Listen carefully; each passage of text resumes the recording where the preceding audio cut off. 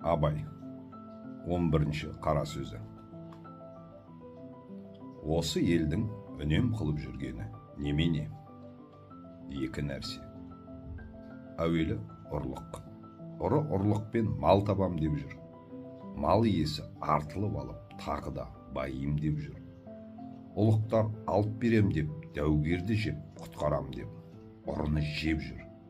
Қарапайым жұрт ұрлық айтып мал алам деп, ұрыға атымды сатып пайдаланам деп, не өткізбесін арзанға түсіріп алам деп жүр.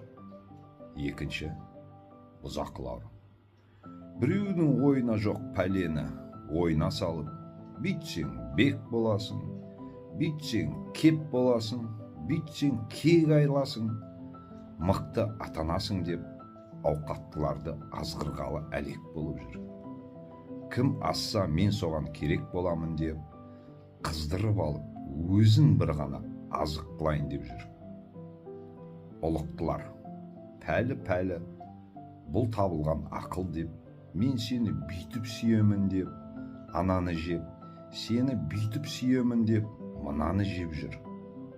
Қара халық, менің сонша үйім бар, сонша ауыл аймағым, сойылыңды соғайын, дауыңды айтайын деп, қай көп бергенге партиялас боламын деп, Құдайға жазып, жатпай тұрмай салып жүріп басын, ауылын, қатын, баласын сатып жүр. Осы бір ұзақы жоғалса, жұртқа ойда түсермеді. Шаруада қылар еді, бай барын бағып, кедей жоғын іздеп, ел секіндер талапқа тілеуге кірісер еді. Енді жұрттың бәрі осы екі бүлік іске ортақ. Мұны кім түзейді? Анттың, серттің, адалдықтың, ұяттың бір тоқтаусыз кеткені ме?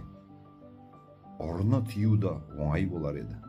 Бірақ осы бұзақының тіліне ертығын, азатығын байларды кім тияды? 1892. Осы сөздің мағынасын қалай түсіндіңіздер? Комментарий жаза өтейік.